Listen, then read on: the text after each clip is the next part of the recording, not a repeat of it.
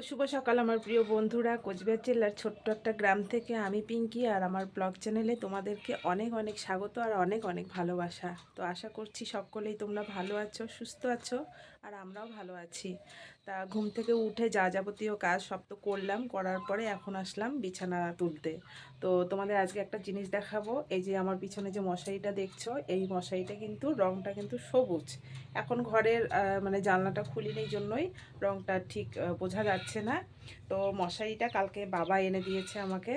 মশারিটা কি চাইনিজ নাকি আমার বর বলল। তো যাই হোক, মশারিটা মানে অন্য অন্য মশারিতে যেরকম এদিকে এদিকে যেমন সাদা থাকে, ফিতা থাকে, ওই দিকে থাকে, ওই সব নেই, একদম ডাইরেক্ট মশারি, একদম পুরো একদম মানে কি বলবো এটাকে, মানে স্কোয়ার যেটা আর কি। তো চারদিকেই মানে চারদিকে সেলাই করা আর চারদিকে আর কি টানানোর ব্যবস্থাটা। তো আর মাঝখানে কিচ্ছু নেই। আর মশারিটা এত সফট, ভারী বলতে কোনো জিনিসই নেই মশারিটার। তো আমার তো খুব ভালো লেগেছে। তো কালকে বাবা নিয়ে আসছে, নিয়ে আসার সঙ্গে সঙ্গে আমি মানে রাতেই দিয়ে গেছে। তো কালকে এই মশারিটা টানিয়ে আমরা মা ছেলে ঘুমিয়েছি।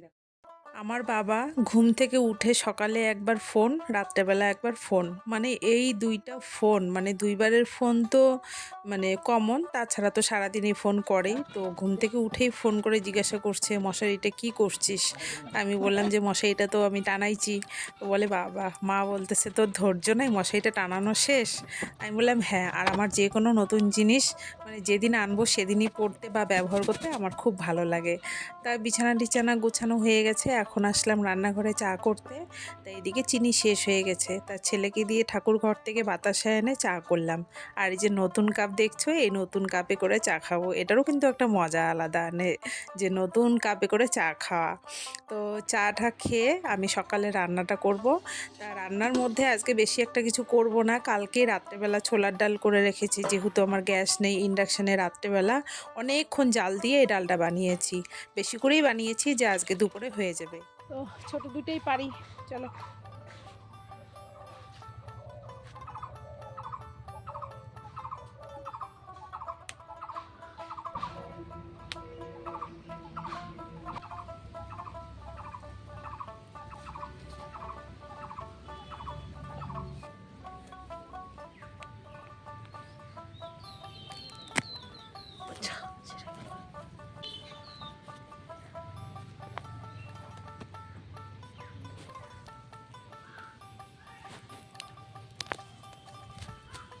তো আজকে যে প্যাকেটটা করব, সেই প্যাকেটের কিন্তু বেশিরভাগ জিনিসই আমার বরের ব্যবসার।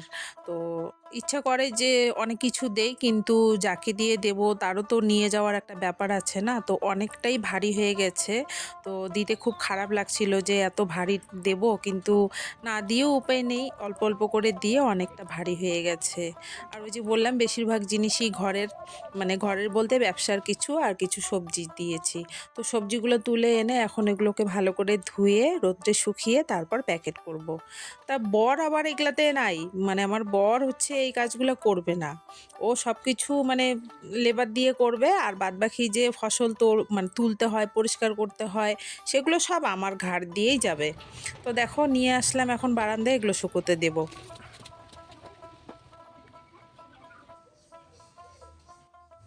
ঈশান, ঈশান, চোখগুলো লাল হচ্ছে রে বাবা, চোখ আমার উঠতেছে নাকি মা?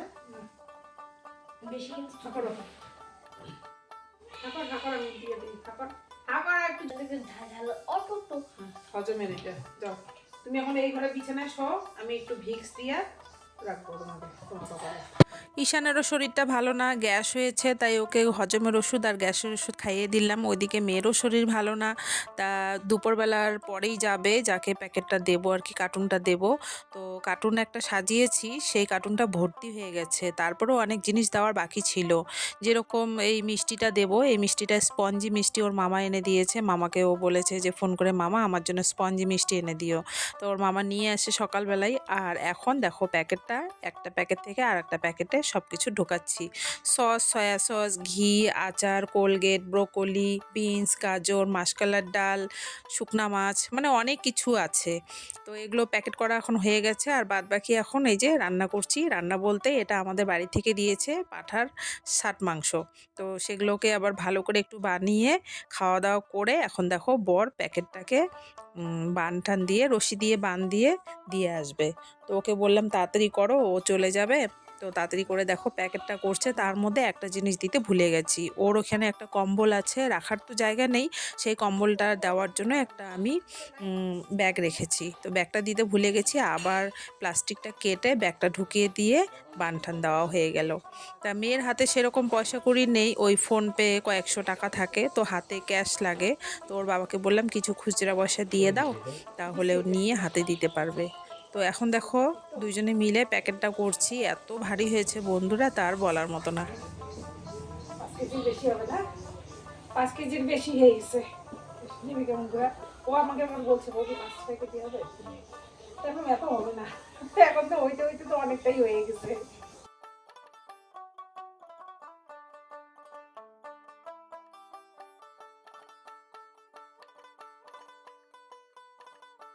এখানে দেখো ওর বাবা কিছু খুচরা টাকা মেয়েকে দেবে, তো ওকে বললাম যে 300 টাকা দাও, তা 300 টাকাই দিল। আর কিছু খুচরা পয়সা বলতে ওই 1 টাকা 2 টাকার কয়েন, এগুলো তো এখানে চলে না, কলকাতায় চলে, তাই ওগুলো দিয়ে দেওয়া হলো। আর প্যাকেটটা নিয়ে এখন ওর বাড়িতে পৌঁছে দিয়ে আসবে।